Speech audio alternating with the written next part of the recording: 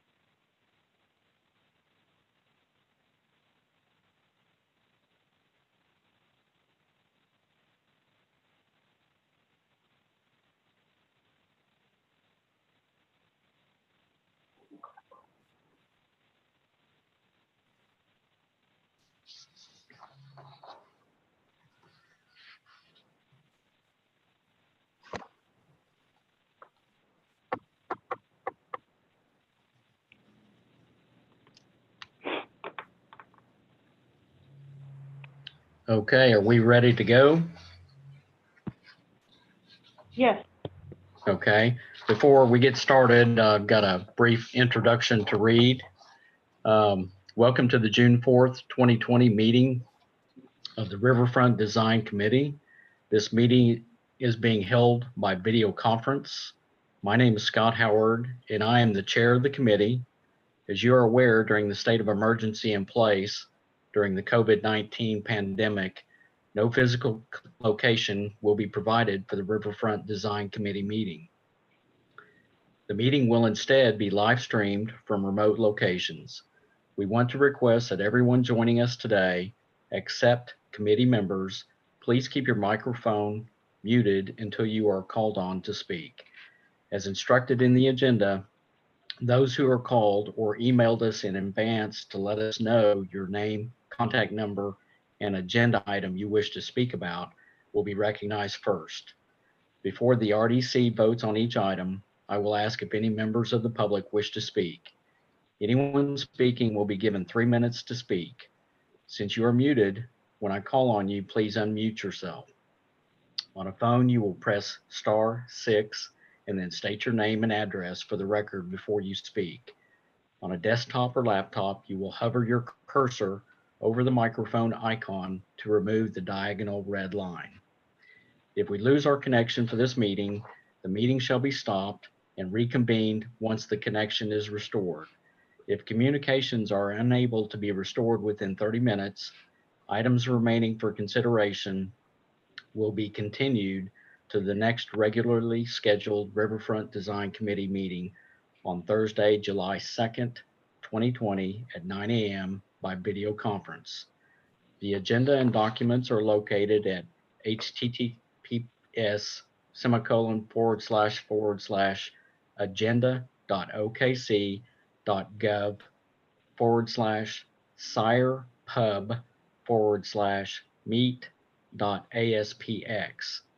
You would then select View on the left side of the Riverfront Design Committee meeting to see all of the agenda items. Jennifer, would you please call the roll, please? Thank you. Committee Member Howard. Present. Committee Member Postic. Present. Committee Member Dean.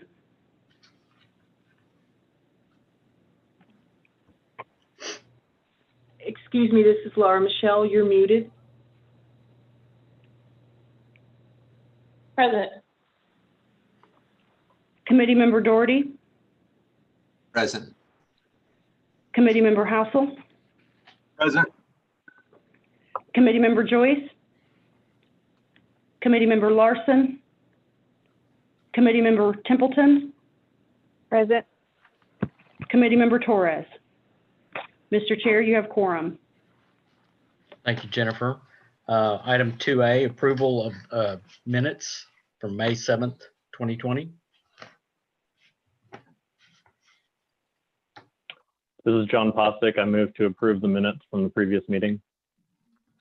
Thank you, John. Is there a second? Second. Okay, any further discussion? All in, I guess I can't do that. I gotta wait for the screen. Second by Heisel. Second by Heisel.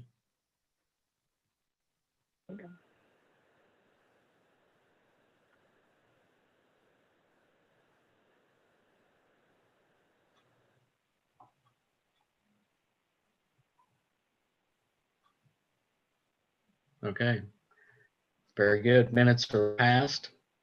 Item 3A, cases withdrawn, none. Item 4, continuance request, none. Item 5, consent docket, none. Item 6A, cases for individual consideration. Case number SRCA-20-000008 at 410 Southwest 10th Street. Laura? Thank you, Chair. This is Laura Griggs from the Planning Department. At your last meeting, you might recall, we had a presentation on the lower park, and we had a CE, which was dealing with closing all of the streets and the alleys. And in that staff report, I referenced that we had received the certificate of approval application for the park, and that there is an issue that they're going to need a variance from, which is the maximum block length, which is a regulation in Scenic River. And so what we're looking at today is the CA for the park. And the only issue that I really have for discussion is the fact that we have a regulation against having a block length more than 650 feet.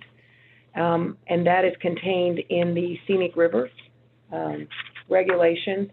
This is also zoned DBD and DTD2, which is the Downtown Design District, but in that area, it is only a guideline, but we have to defer to Scenic River in those cases per the ordinance. In the staff report, we recognize the intent to preserve the traditional block size, and I was actually trying to figure out why we would want to regulate not allowing extended block lengths. And there's reference to protecting access to neighborhoods and protecting access to the river.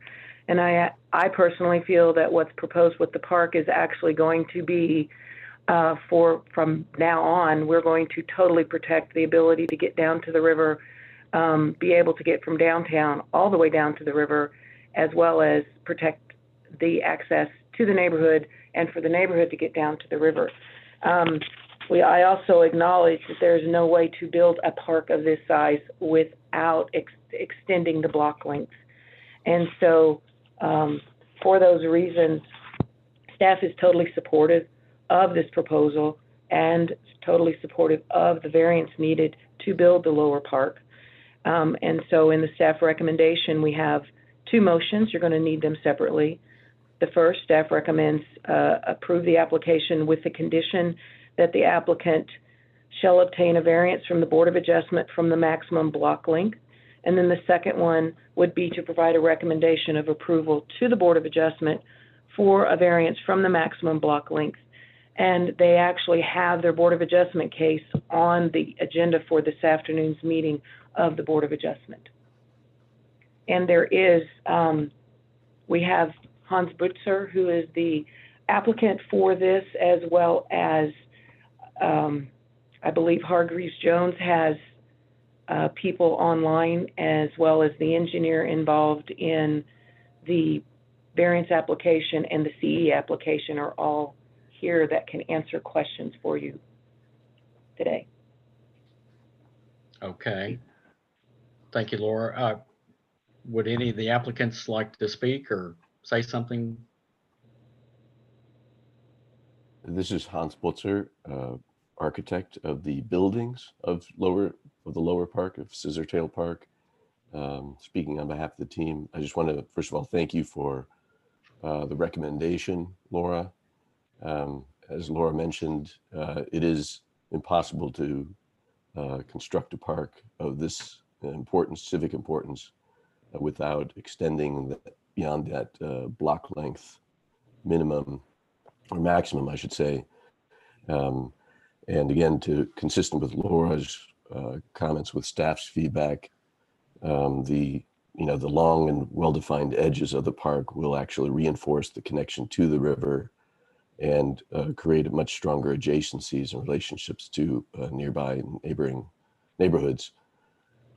If there are any questions regarding the park itself or the buildings, certainly I'm open to any questions you may have. Thank you for your service. Thank you, Hans.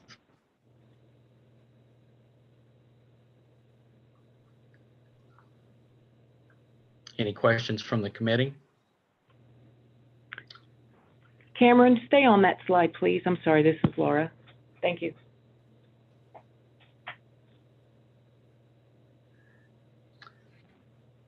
Is there anyone from the public that has questions or would like to speak?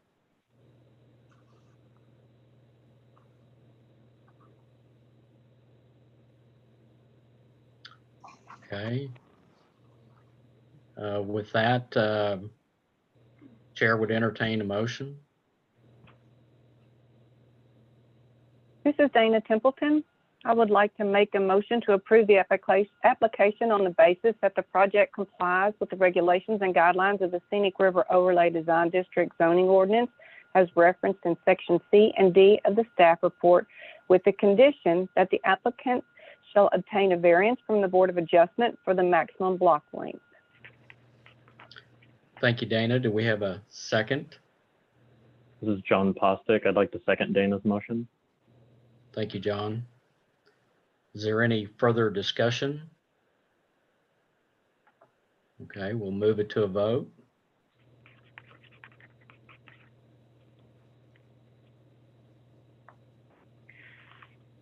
Chair, can I interrupt? This is Laura. I see that Gloria and John Joyce have joined the meeting, and they are both muted at the present time. I don't know if they're in PrimeGov, and so I didn't know if we wanted to get their vote if they've been in. I'm not sure when they joined the meeting. This is Gloria. I am in PrimeGov, and I joined the meetings at the approval of the minutes. Okay, thank you, Gloria. Were you able to vote on the item? The vote didn't come up. I did get the motion and the second notice, but I didn't seem to get an opportunity to vote, so I vote in favor. Okay. Okay. And is John is on, but he is muted. Mr. Joyce, can you unmute your phone and or computer, please?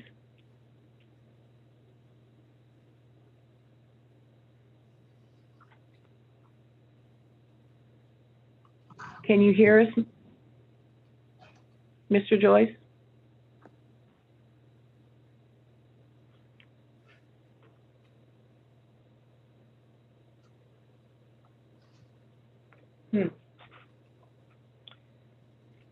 it If looks you're like he's talking, in. yeah, if we're unable to hear you, Mr. Joyce, although it shows that you're unmuted.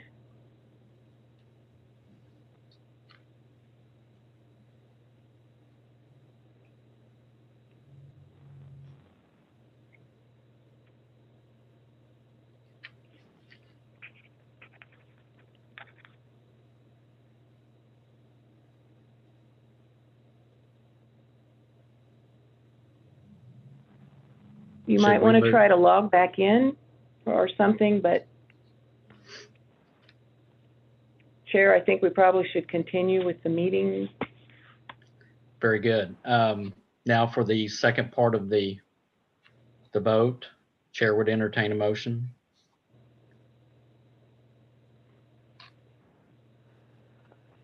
This is Dana Templeton.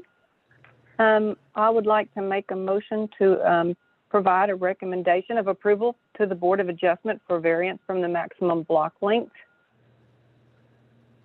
Thank you, Dana. This is Do we John have- Postic. I second the motion. All right, thank you, John. Any further discussion?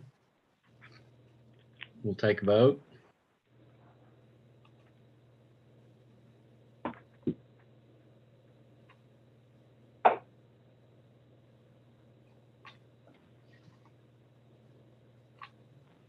Okay, motion passes. Thank you for the applicant, Hans and Tim, and everybody on the line. Thank you for coming to today's meeting. Thank you all very much. Have a good day. Okay. Next, we have item 6B, SRCA-20-00009 at 608 Southwest 11th Street.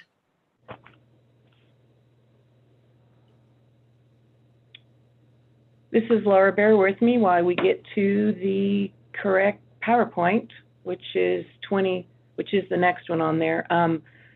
Jennifer, is John Joyce in PrimeGov?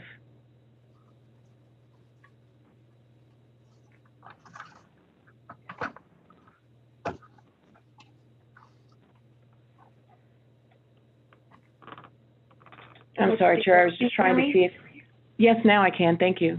You bet. It looks like I do see Gloria, but I do not see Mr. Joyce yet.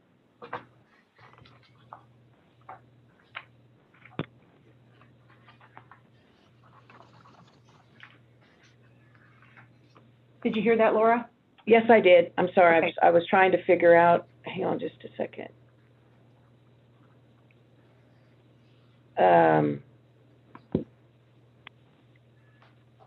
I guess I should refer to the city attorney about what we should do if we have a member who he's clearly on Zoom. We're unable to communicate with him for some reason. Yeah, if he's not able to participate in the meeting, then I think he should probably be marked as absent, because if he's unable to vote or comment, or provide a voice vote, he's effectively not. Okay. And did the vote tally show on the screen for the first item? Yes, it did. Okay. That's when I noticed that one of our members wasn't showing up because Gloria had joined the meeting. So it did show up on the first one. Thank you. No problem. Okay. So this is Laura Griggs with the Planning Department. I'm going to go on with the second item. This is a first, I think, for you all. Normally, you don't see single-family residential because it's exempt in SRODD. However, the zoning of this property is DTD2, and DTD2 does require a certificate of approval for a house. In this particular case, they need a variance, which is why it's come before you. And the variance is for the maximum setback. So in DTD2, the maximum setback is 10 feet from the street frontage. The property line at the street. This house is being built in a traditional neighborhood. On the screen that's up now that Cameron is showing, the lower right-hand corner are the two houses that are on the east side of this vacant lot. And those houses were built in the early 20s. The porches are set back at about 20 feet, and the front wall of the house is at 25 feet. And the upper left picture, those are houses that are across the street. There's 5 or 6, and they were all built in the early 2000s. Once again, the porches are right at about 20 feet, and the front wall of the houses are at 25 feet, because 25 feet is pretty much the standard setback for single-family residential zoning districts in the city. So the applicant has submitted a proposal. His porch would be at 20 feet, and the front wall of the house would be at 28 feet. And he also is proposing a detached garage which would be located in the back corner of the lot, which is pretty standard in that neighborhood for detached garage and or outbuildings. And so the garage would have a setback then of just under 109 feet. So I've included in your packet the information taken from the both downtown regulations and guidelines as well as from Scenic River. And I think the important thing from Scenic River deals with, in the Western Gateway District of Scenic River, under development character, it talks about infill and redevelopment that occurs within existing neighborhoods in the district should be compatible with the established character and development pattern of the neighborhood in terms of height, scale, massing, density. And the next one is what I feel is real important, is setbacks. So that is just a guideline.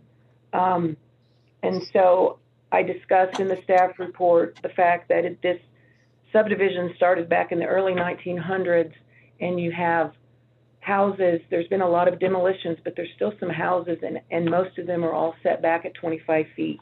And so what is being proposed is in keeping with the pattern that's been established in the neighborhood. And so staff is supportive of this request because they're wanting to build a house that fits in with their neighbors. And once again, you would have two motions here. The first one deals with staff recommends approval of the application with the condition that the applicant obtains variances from the Board of Adjustment from the requirement that the first two floors of a new construction be placed at or within 10 foot of the street right-of-way, and that is for both the house and the detached garage. And I'll jump to the screen right now, which is the site plan, so you can see the porch is at 20, the front wall of the house is at 28, and then the garage is at 108 foot 9 inches. And then the second motion would be to provide a recommendation of approval to the Board of Adjustment for a variance from the requirements that the first two floors of new construction be placed at or within 10 foot of the street right-of-way, and that's for both the house and the detached garage. And the Board of Adjustment application for this project is on the agenda this afternoon for the Board of Adjustment. And the owner, Casey Cornett, is on the call and can answer any questions that you might have, or I can also answer questions, excuse me, if you have questions for staff. Okay, thank you, Laura. Casey, would you like to speak or address the committee? Well, not necessarily a whole lot to say other than thank you guys for allowing me to speak. And we fully intend on building a home and living there for the next 20 years and being a part of the community, and would just like for our house to blend in as much as possible. And I think it may start with just aligning with the rest of the homes in the neighborhood. And we're looking forward to get started on this. Very good. Thank you, Casey. Are there any questions from the committee? Chair, I have a question. This is Dana Templeton. Laura Griggs, what did you say the setback or the on the two buildings, the two houses to the east of it were, or was it to the east? It's the two older ones. The two houses to the west, yeah, which is the lower right corner, that were built in the early 20s. Cameron, if you could back up one or two more slides, possibly, because I actually have. I'm not sure how the PowerPoint works on this one. One more slide back. Right there.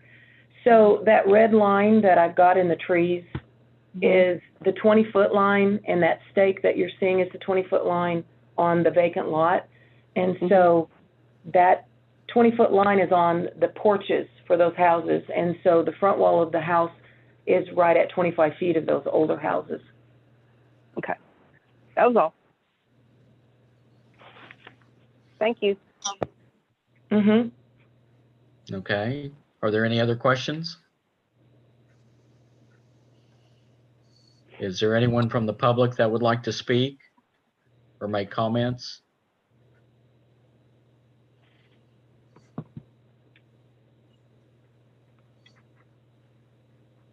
Okay.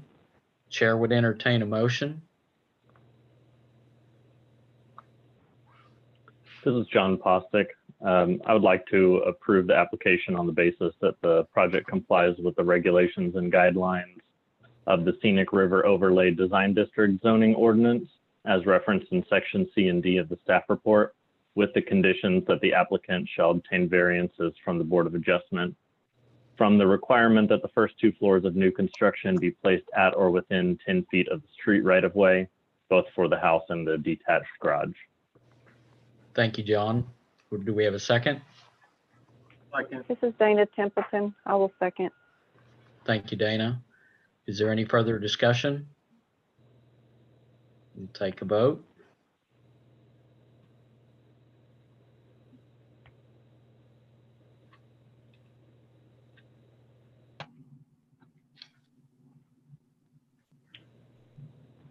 Okay, I think it looks like the motion passed. I'm sorry, it didn't show on the screen yet, did it? I was just going by the names on the left. There we go. Thank you. All right. Thank you. Chair would entertain. Go ahead. I'm sorry, I just noticed, just for the record, that John Joyce is now connected in and he did vote on that one. So. Sure. Sorry for the problems before, Laura. No problem, John. Thank you. Glad to see you, John. Okay, Chair would entertain a motion for the second portion. This is John Postic. I'd like to make a motion to provide a recommendation of approval to the Board of Adjustment for a variance from the requirement that the first 2 floors of new construction be placed at or within 10 feet of the street right-of-way, both for the house and the detached garage. Okay, thank you, John. Do we have a second? This is Jonathan Heisel. I'll second. Thanks, Jonathan. Is there any further discussion? We'll take a vote.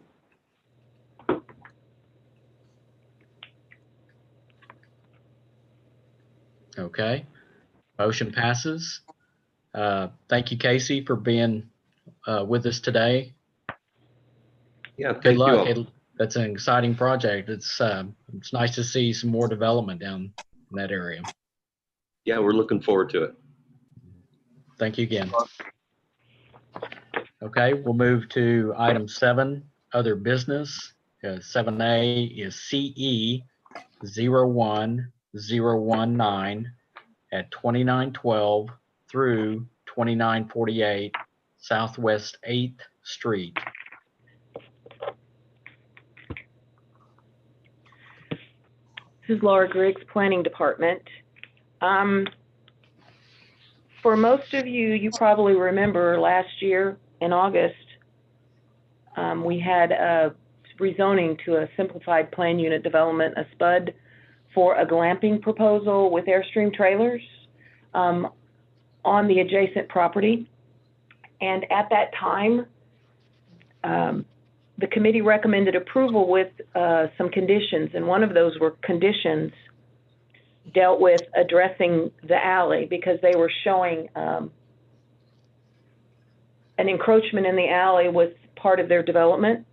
And so the condition specifically was appropriate applications will be submitted if it is decided to close and vacate the alley.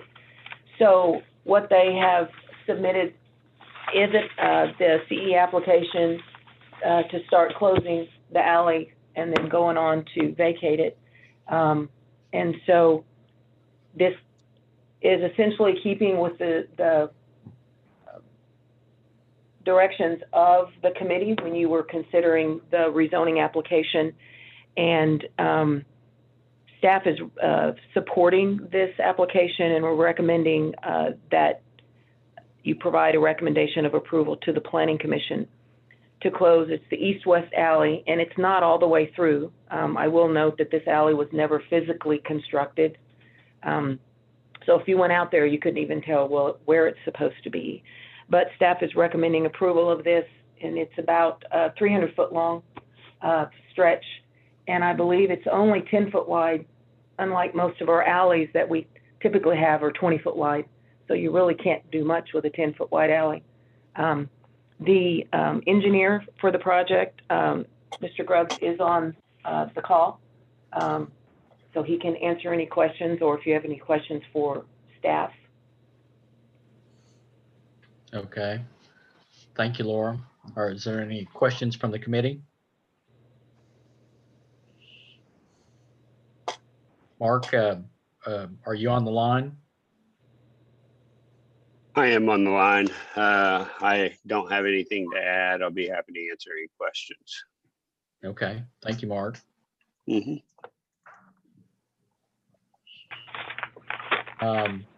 If there are no other questions, Chair would entertain a motion. Oh, I'm sorry. Is there anyone from the public that would like to speak?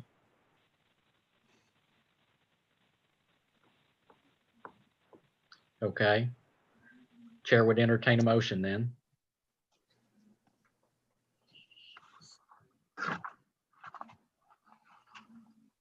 This is Dana Templeton. I would like to make a motion to provide a recommendation of approval to the Planning Commission to close the east-west alley right-of-way located between Southwest 8th Street and Southwest 9th Street from Brookline Avenue East and approximately 300 feet. Okay, thank you, Dana. Do we have a second? This is John Joyce. I'll second. Thank you, John. Is there any further discussion? Okay, we'll move to a vote.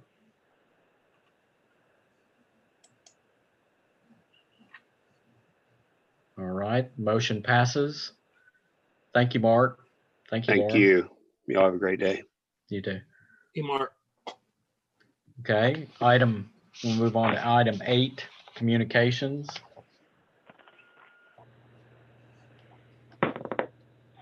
Laura, do you have any other information? No, this is an older house that has not been taken care of that is actually across from the park going in. And so I think it will be a much better view once that house has been demolished. The one next to it burned and it's already been demolished, so. Okay, all right. Laura, Yes? this is Dana Templeton. Is that the Cusack Meats, the one that's in the park, the little cutout for the park? Well, Cusack Meats owns that particular piece of property, but where this is located is immediately north of their Right. building. Okay. So it is on the west side of the road, not the east side of the road where the park is going. Okay. Okay. Item Thank you. 8B, comments from planning staff. I will start with saying, this is Laura. You do have a meeting next month, so we're getting good at this, and we'll probably be even better next month, so make sure you mark it on your calendar. I was looking to see if Katie is still on the call. Yes, I'm here, Laura. Were you going to speak? Yes, I was going to let everybody know a couple of things. One, you will, starting next month, be receiving your packet electronically. We're going to stop printing the meeting packets for the most part. So just be aware of that, and we'll have further communications, I'm sure, about making sure everyone can access those and get to everything they need to use. The other thing that we've been sharing with everyone at committee meetings the last couple of weeks is that the City Council is reviewing an ordinance amendment to Chapter 60 to revise fees for HP and design districts. So that will go back to City Council on June 9th and I believe June 16th. But we'll send you a link to the ordinance and information about when that will be heard by City Council. And these are fees that haven't been revised in a minimum 10 years for the districts. Some of them it's been longer than that.